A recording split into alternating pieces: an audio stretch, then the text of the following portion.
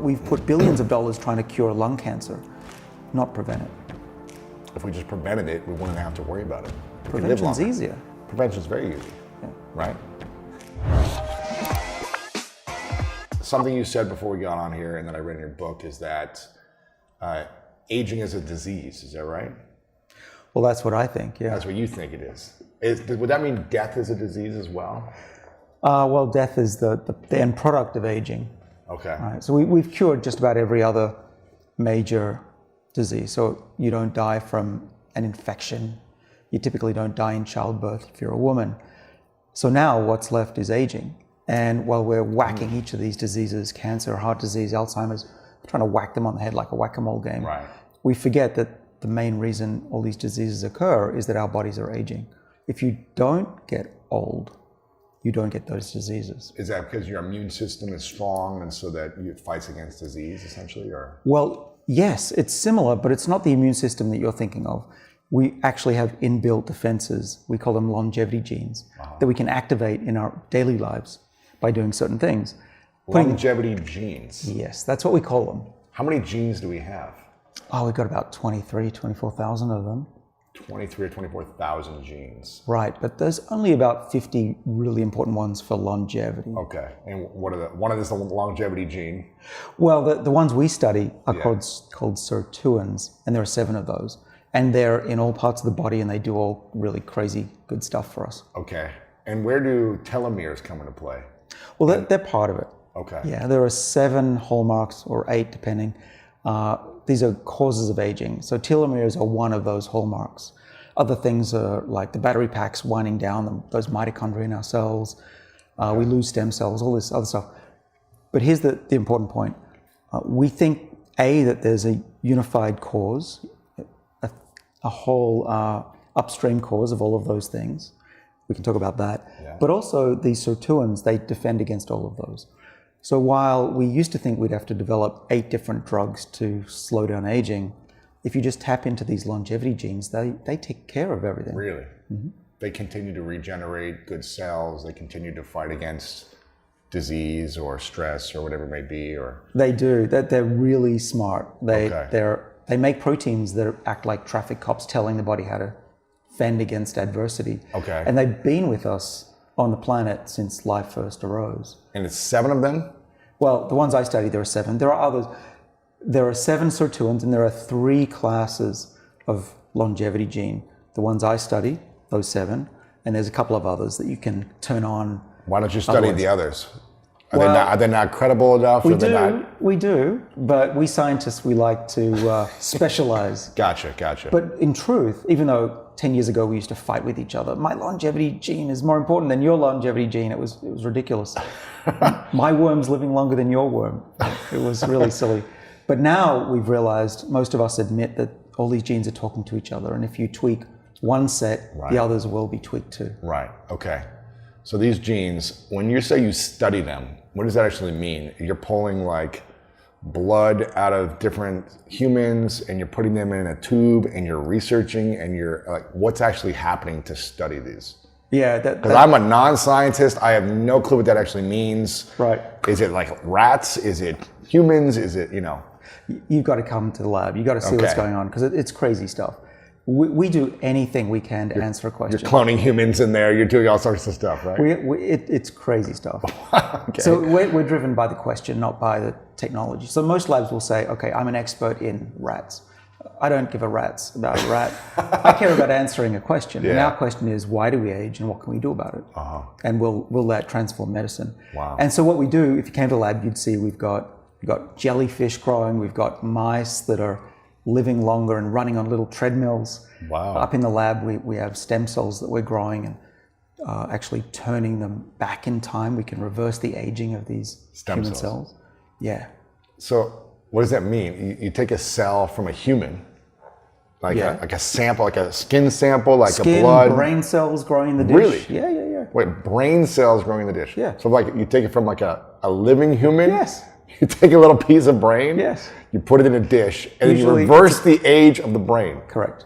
Wow. Yeah, that's what we do. Now we can actually grow little brains in the dish too. From scratch? Well, you start with a network of cells, and then you coax them into forming these No way. networks, and it's like a mini brain, yeah. Okay, so And we can age them forwards, make them older, because we think we understand what's driving the aging process. Really? And then we reset. and then you reverse it. Right. So you can create a brain from nothing, a bunch of little cells that come together and create a thinking brain. Well, I don't know how much it thinks, but Right. it'll respond to stimuli. Wow. It'll fire, yeah. And then you can make it older, Uh-huh. like Benjamin Button, and then reverse its aging. Right. Wow. I'm telling you, it's crazy. But when I'm in the lab and with my students, for us, it's just every day. It's like going to work and It's doing just stuff. like, there's the brain, it's getting older, it's getting younger, yeah. Yeah. But now that I'm talking about it with you, it does It's fascinating sound bizarre. for a non-scientist. Yeah, the other thing that's weird about this profession, anyone who wants to go into it, is that essentially you're an apprentice under me, and you work in the lab and you spend a few years learning how to do all this stuff. It's not easy. The first 2 years, basically, you screw up. Yeah. But it's weird that, to think about it, you get a bench in a lab and some chemicals, and you have to make the chemicals yourself usually. And then your job is to discover something nobody else has discovered. Something new. It's got to be not just slightly new, radically new. Because I'm at Harvard, they don't give prizes for discovering something obvious. Wow. It's got to be shocking. And if it's not shocking, it's not worth studying. And haven't you discovered like tens or like 30-something, 35 awards for new discoveries or something, or 35 patents? What do you have? Something crazy. It's some numbers like that. You've discovered a lot of new things. Well, yeah. If I didn't, I wouldn't have a job. Right. So there's motivation to always be doing cutting edge stuff. But what drives us, and the reason I think we've been successful, is that we're driven by the question, not by the technology. Yeah. And the technology comes second. So what I'll do is I'll say, okay, here's a question. We want to figure out, why does cold improve health? Or why does fasting, not eating, improve health? How do you figure that out? Well, then you got to pull together teams of people, molecular biologists, biochemists, mathematicians, computer software people, and we get in a room and we figure it out. Really? So what would you say, your questions are, why do we age and how do we reverse it? Is that the two questions you're focused on the most right now? Yeah, that's pretty good, yeah. Why do we age and how do we reverse aging? Right. Do you think, and so you say aging is a disease, is death a disease as well then in your mind? Is it like that just leads into, and can we reverse death? Is that a possibility? No, not yet. Okay. Not yet. So anyone who's had their head frozen, there's nothing I can do for you right now. But we can turn back the clock radically. Just in the last couple of years, we've figured out that there's a backup hard drive of youthfulness in the cell that we can access to reset it. So usually the earlier you start in turning on your longevity genes, the better. We've learned from studying mice and now humans for many years that if you're in your 20s, 30s, 40s, you want to start. Turn it on now. Do it now. Because don't wait till you're 80 and then say, how do I go be 60 again? But most people do. They wait too long. Why? Well, because they're in denial that they're mortal. And we used to think that aging was a one-way street. You couldn't do anything about it. We now know from studying twins that 80% of your health in old age is up to you, how you live your life. Right. Your community, your positivity, your thinking, your food, the sleep you have, like all those things, right? Yeah, and the reason that they work, we've discovered, is because they turn on the longevity genes. That's the breakthrough. Okay. So now we're artificially tweaking these longevity genes genetically or with supplements or hopefully medicines soon. Gotcha. But you could do it in more natural or organic ways is what I'm hearing. Well, right now, that's what we've got. And even if you just do the 5 obvious things like skip meals and don't smoke and exercise, that'll get you an extra 14 years on average. Really? It's that big. That's not even using high tech. That's just, there's no technology, just like living a good life. Right. So what are the main things to turning on the longevity that anyone can do without technology, without money, science? Yeah. Well, okay. So we've first of all, don't smoke. Yeah. That'll damage your DNA. That'll accelerate the aging process. Does that include like e-cigarettes and all these other vaping? Does that also include that? I'm a big advocate for putting nothing artificial in your body, including vaping. Yeah. My mother died from lung cancer, so I'm pretty militant about it. Wow. I don't think vaping is as bad in terms of the number of chemicals getting into your body. Yeah. But we've seen recently it's probably not healthy anyway. Yeah. Okay, so no smoking. That's one. That's one. Next one is don't eat so much. Eat less often. So not malnutrition, of course. You don't want to get too thin, but this 3 meals a day plus snacks is ridiculous. That's been In the my future, life. you look great. I need to get rid of that. Yeah, well, you're also working it out, but Yeah, someone yeah. like me who's not an athlete, Yeah. the most exercise I do during the day typically is typing. 3 meals a day is too much. Actually, 1 meal is enough for someone like me. Wow. Yeah, I'm now 50, so my metabolism is way 50, down. you look like you're 37. Oh, thanks. It's great, You man. might need I thought glasses. you're like 100 and you look at 37. You've already reversed the aging. Well, I'm glad I don't look 80 because that would really be bad for, Bad for for my your- message. Okay, so we got no smoking, eating less. Yeah. Next one would be the obvious, high intensity interval training. Lose your breath once in a while. Lose your breath? What do you mean? Just by like working out, like, you know. Yeah, become hypoxic. Tell your body that you're being chased by a saber-toothed tiger or something like that. The reason all of this stuff works in terms of the diet and exercise, it's not that your blood flows more or that being hungry is just healthy for the body. It's actually that your longevity genes get turned on by these things. And why does that happen? Why does it happen in humans, in mice, even in yeast cells for bread and beer? The reason is that the body senses adversity and says, crap, we got to fight back. We might die next week without food, and we're running away from tigers and lions. That's what this survival network, this longevity gene. So it turns it on when it feels like it's in survival mode. That's it. We want to be in survival mode, and we spend our whole lives trying to reduce our adversity. Right, being comfortable. Right. Being Don't warm be all the hungry. time, yeah. Don't be puffed. Don't walk. Valet your car. Right. Roll your suitcase. Don't carry it, for goodness sakes. We've done the worst. No wonder we're getting sicker and sicker. We're in a world of convenience. Right. And it's the worst thing we could do Really? for our bodies in terms of longevity. So those 3 things. Okay. The other 2, let's see, what else is there? Oh, the type of food you eat is important. There's a big debate, of course. They say like plant-based is going to extend the telomeres, right? If you're eating leafy greens, that's what I've heard. But Right. Well, among other things, it's also going to have a couple of really important types of molecules. One are the monounsaturated fats, fatty acids. You get that from olive oil and avocados. Those are great. And we've just learned that that's a really important trigger for a certain longevity gene. olive oil. Yeah. I think when I had Gundry on, he was like, I drink a cup of olive oil a day or something, like teaspoons of olive oil. He's just eating it. Well, He's like, I'm trying to get as smart. much in as I can, putting it on everything. So, Yeah. Well, let's get back to that because there's a new discovery as of a week ago that says we think we understand how that works. But in olive oil, there's also what are called the other important component of a plant-based diet are polyphenols, which are the molecules that plants make when they're under adversity, when they're stressed. And I believe that we've evolved to sense when our food is running out. So we get that signal when our plants are stressed. So you don't want to eat plants that are like this Withered. white liquid lettuce you can buy, Californian lettuce. Right. You want these colored vegetables that have been a little bit stressed, a little Really? bit dried out. Wine is a perfect example. It's full of polyphenols, one called resveratrol that we've worked on for 20 years. And it activates these longevity pathways really well.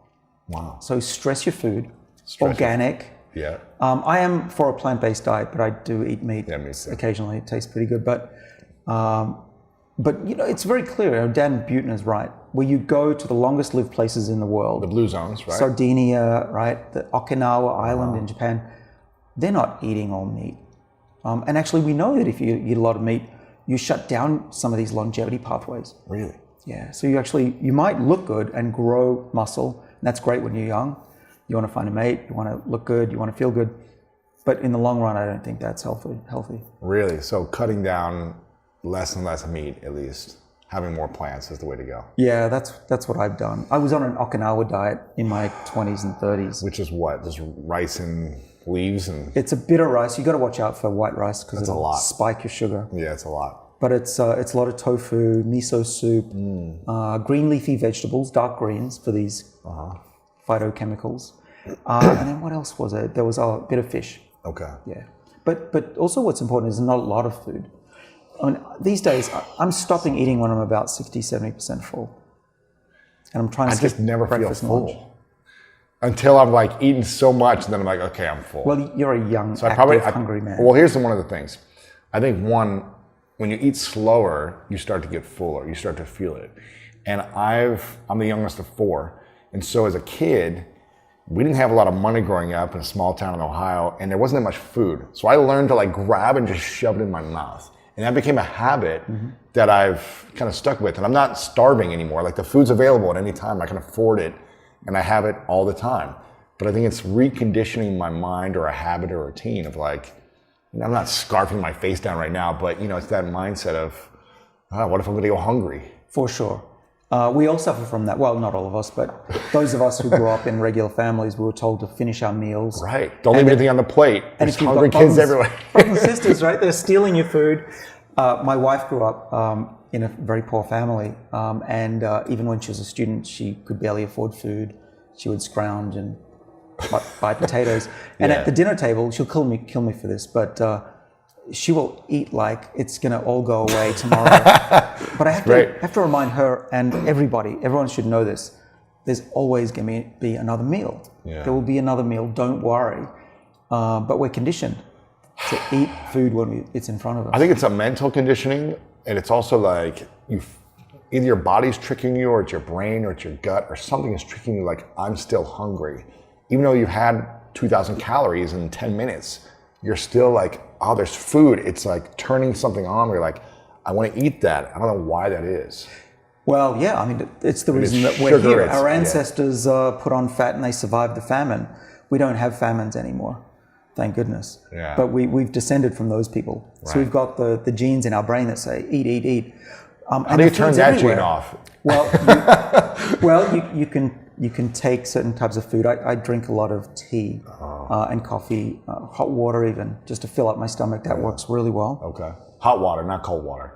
I just like the feeling of hot water. Cold water isn't as... it might be something about the heat. I've never thought about it, but for me, that's what works. So when I get a little bit hungry at lunchtime, I'm basically drinking tea. Warm water tea, yeah, you put it like some... Oh, interesting. Okay. But it's a fight all the time. Yeah. I fly a lot, and people are bringing nuts and cookies and ice cream. And you got to fight it, and it's really hard to fight all the time. How do you say no? Well, I do. You don't. But how do I do that? So I've trained myself to fight it. And the best thing that I do, besides saying, can I have a cup of tea, is what do I want to look like next week? What do I want to look like a year from now? What do I want to look like when I'm 80? So you tell yourself that. You ask yourself the question. I think it's also, how do you want to feel tonight, tomorrow, next week when you're 80? It's like look like and feel. Combination is powerful. Right, because your mind is saying now is important, and you got to train yourself to say tomorrow and the next year is just as important. The rest of my life, yeah. Right, and that's more important. Okay, so was that the fourth thing or the fifth thing? The fifth thing I didn't mention. There are a couple of things. Let's divide it up. One is get good night's sleep. Sleep is everything. Yeah, and then surround yourself by friends and people who'll take care of you. Yeah, that's like the Blue Zone way too, right? It's like be around a good community, get lots of rest and naps, move a little bit, eat healthy, right? It's like, well, these are things that most people should know, but they don't do. So you and I are here to motivate people to do that. Exactly. But the research that I discuss in the book is how to take that to a new level, how to optimize those things and add some science in there. To reverse it. Or getting there. I like this. Okay, before you share that stuff, how did you get into this fascination or curiosity of reversing aging in the first place? Was there someone that inspired you? Was there a moment? Was there an event? Did something happen? Yeah, it was an event that I think we've all gone through, we just forgot about. We learned that there's such thing as death. We don't live in a Disney movie. Right. It's not all happily ever after. It's not. It's shocking. When we're 4 or 5, we're told this and we realize it. And we're in denial, oh, no, that's not going to happen. But for me, I haven't been able to get that out of my mind. Really? It's cruel, don't you think, that we're sentient beings that know that this is all going to end? We love people, they take care of us, and then they're gone. Yeah, and I don't want to live forever. I would just like to leave the world a better place. Yeah. And I think one of the big things that we're missing in medicine is that aging is driving a lot of our sickness. And when we treat diseases, we're treating them far too late. Once you've got well, I won't say which disease, but take my mother for example. Let's use her lung cancer as an example. She could have not smoked. She could have done all the things we've talked about. She could have perhaps taken some molecules that we work on and not had lung cancer. By the time she had a tumor that was the size of a grapefruit in her lung, it's game over. She couldn't do anything. Right, but we've put billions of dollars trying to cure lung cancer, not prevent it. If we just prevented it, we wouldn't have to worry about it. Prevention's easier. Prevention's very easy. Yeah. Right? So how old were you when your mom passed away from lung cancer? I was 25. Okay. And no, let me take that back. She was diagnosed when she was 25. When I was 25. When you were 25. And she went on another 20 years. Really? Yeah, but it wasn't really an enjoyable life. It was a... They took out her left lung. So was she breathing from a tube, or was it like... She could breathe, but she wasn't. She was always short of breath. There were times when she thought she was just going to suffocate in front of us. Eventually she did, by the way. That was not pleasant. Oh my gosh. That's not something anybody wants. Yeah, and no one tells you what it's like to see your mother die or your parents die. It's horrific. Wow. I've never experienced another death, just this one, but it was not pleasant. And we don't talk about it. We deny it, oh, they're going to drift off into sleep. That's not what happened in my mom. Suffering. It's pain, it's agony, it's suffering, right? Yeah, my mother was turned into a writhing lizard in front of me, and all I could do was whisper into her ear, "Thanks for being the best mum I could ever hope for." Oh my gosh. That was it. A couple of minutes later, she's turned blue and choking. And no way. You can't do anything for her. Right, that's it. You're helpless. You're helpless. It's just, anyone who smokes, please work to give it up. It's just not a good ending. Wow. Were you with her alone? Were you with family? Was it friends? Was it? Yeah, my father and my brother and I. I was also in denial because I flew from America to Australia to be with her. And you're like, gosh, she's going to get through this. Yeah, you tell yourself she's always recovered. Last 20 years, she'll pull through. And the doctor pulled us aside and said, "We've x-rayed her lung. There's barely any lung left that's working. Oh my gosh. You better say goodbye." And I said, "What are you talking about?" Oh my gosh. She's laughing in the bed. She's fine. And 10 minutes later, she starts choking and fluids building up in her lungs. And if you've ever seen somebody have something stuck in their throat, that's what it was like. Oh my God. You can't get it out. Can't get it out. You can't. She's drowning. Heimlich maneuver, you can't. CPR, you can't try to. Well, I'm running around saying, "Help me, help me." And all the nurses are like, "It's nothing we can do." Wow. So that's traumatic. So please, let's try to prevent these diseases as long as possible. How old was your mom when she passed? So she was my age when she was diagnosed with lung cancer, and then she lived till 70. Wow. But she could have, hypothetically, if she didn't get hit by a bus or something, she could have lived a much longer life if she didn't have the cancer. Oh, absolutely. And through my teenage years, I would shout at her, "Stop smoking. You're going to die. When you're in hospital, I'm not going to come visit you. Oh my gosh. You're only given one life." Because I'm pro-life. Everything about me is, we are so lucky to be alive. Yeah. 1 in a trillion sperm from your parent, from your dad, and it's you.